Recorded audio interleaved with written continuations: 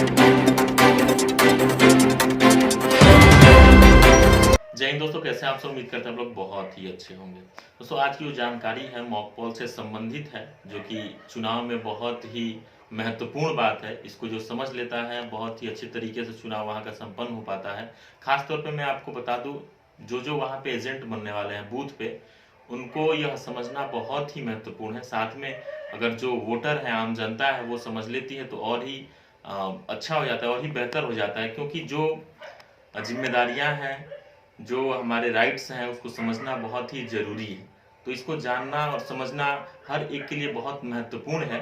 तो मैं उम्मीद करूंगा आप लोग इसे ध्यान से समझेंगे, क्योंकि अगर यह आप जान लेते हैं और वोट करने जाते हैं, या आप बूथ पे हैं, आप एजेंट बने हैं, किसी भी प्रत्याशी के एजेंट बने हैं, तो यह आपके लिए बहुत ही महत्वपूर्ण जानकारी है। तो दोस्तों अब मैं स्टार्ट कर रहा हूँ बताना स्टेप बाय स्टेप।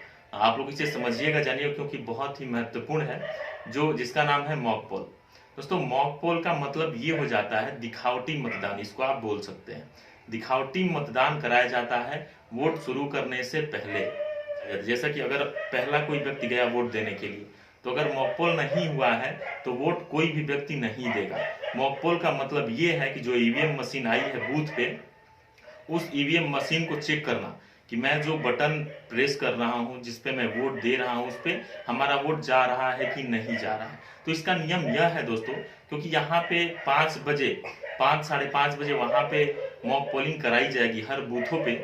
और वो जो मॉक पोलिंग होगी उसमें 50 वोट दिए जाएंगे।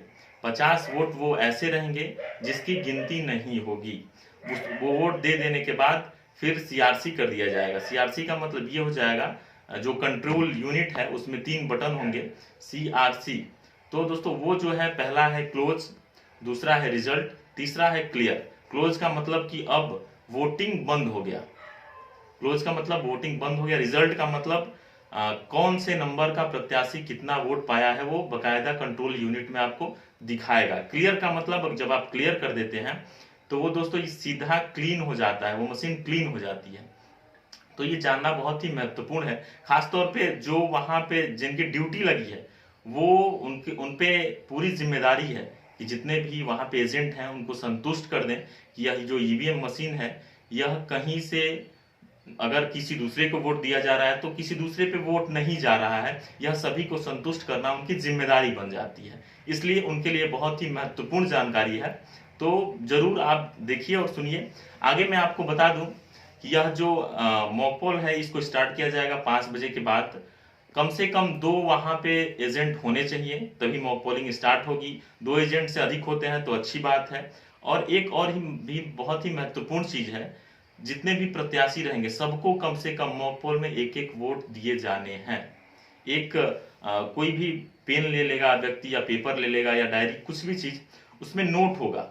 जितने भी एजेंट हैं उनके राइट्स होंगे कि वो वोट जाके उसमें मॉक पोल में दे सकते हैं। अगर 5 प्रत्याशी हैं तो पांचों को 10-10 वोट देंगे, या 5-5, जब पांचों को 10-10 देंगे तो 50 हो जाएगा। लेकिन एक चीज और आपको ध्यान में रखना है, नोटा भी इस्तेमाल करके देखना है कि नोटा बटन भी काम कर रहा है कि नहीं कर रहा है। क्योंकि जब नोटा आप दबाएंगे तो नोटा का भी एक वोट उसमें पड़ना चाहिए। तो जब 50 वोट पड़ जाएंगे तो उसकी बकायदा टेस्टिंग होगी, क्योंकि उस पर पूरा आप मेंटेन किए हैं, पेपर भी मेंटेन किए हैं, या डायरी भी मेंटेन किए हैं, कितने इस प्रत्याशी को इतना वोट दिया गया है। तो जो जो आप मेंटेन किए हैं एक पेपर में, और जो आप मशीन बता रही है, इन दोनों को मैच करना होगा। जब ये मैच होगा तब भी वहां पे स्टार्ट होगा वोटिंग। अगर ये मैच नहीं होता है तो फिर मशीन बदली जाएगी। बहुत ही महत्वपूर्ण जानकारी है, इसलिए मैं कई दिनों से सोच रहा था कि इस चीज को मैं बताऊं। जितने भी हमारे दर्शक हैं, तो इसको आप लोग समझ लीजिए और जान लीजिए, और इसको बहुत ही अच्छे तरीके से अपने जहन में बैठा लीजिए। अगर कोई भी इसमें दिक्कत आती है, कोई भी जानकारी चाहिए, तो आप कमेंट बॉक्स में पूछ सकते हैं, मैं आपको वहां से इसके बारे में बता दूंगा। एक समस्या और आती है, जैसा कि मान लीजिए कोई वोटर गया, या आप ही गए वोट देने के लिए। अगर आपने किसी दूसरे चुनाव चिन्ह पे वोट दिया और वीवीपैट जो है वो दिखा रहा है कि किसी और पे वोट गया, तो आपका ये राइट्स है कि आप वहां पे क्लेम कर सकते हैं। आपसे फॉर्म वगैरह भराए जाएंगे, उसके बाद उसकी जांच की जाएगी।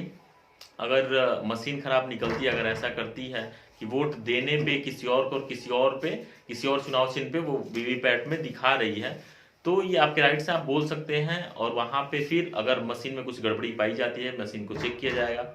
मशीन में कुछ गड़बड़ी पाई जाती है तो मशीन को वहाँ पे चेंज किया जाएगा और वहीं पे चुनाव को रोक दिया जाएगा जब तक मशीन चेंज नहीं होगी। फिर से एक बात और आप ध्यान दीजिए, अगर मशीन चेंज होती है तो फिर से वॉक पोलिंग होगी।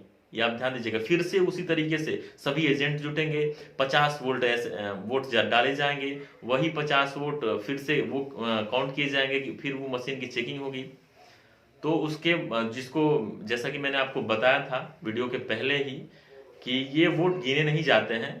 इसको जब मशीन को चेकिंग कर दिया जाता है, उसमें से सारे वीवीपैट से सारे पर्चे निकाल दिए जाते हैं, काले लिफाफे में पैक कर दिए जाते हैं, उसके बाद उसको एक डब्बे में सील कर दिया जाता है। उसके बाद पूरी मशीन को सील किया जाएगा, वीवीपैट को भी सील किया जाएगा, सीयू को भी, कंट्रोल यूनिट को भी सील किया जाएगा। पूरा सील होने के बाद ही फिर से वहां पे चुनाव स्टार्ट होगा, चाहे वो पहली बार चुनाव स्टार्ट हो या फिर अगर कोई गड़बड़ी आती है तो दूसरी बार स्टार्ट करना पड़े। जब तक सील नहीं होगा वीवीपैट, जब तक सील नहीं होगा सीयू, कंट्रोल यूनिट, तब तक वोट स्टार्ट नहीं होगा। ये आप लोगों को ध्यान में रखना है। तो दोस्तों उम्मीद करते हैं आपको इस वीडियो अच्छी लगी होगी। ऐसी तमाम जानकारी के लिए आप हमारे साथ बने रहें। फिलहाल के लिए इतना ही दोस्तों, मिलते हैं अगली जानकारी के साथ अगले वीडियो में। जय हिंद।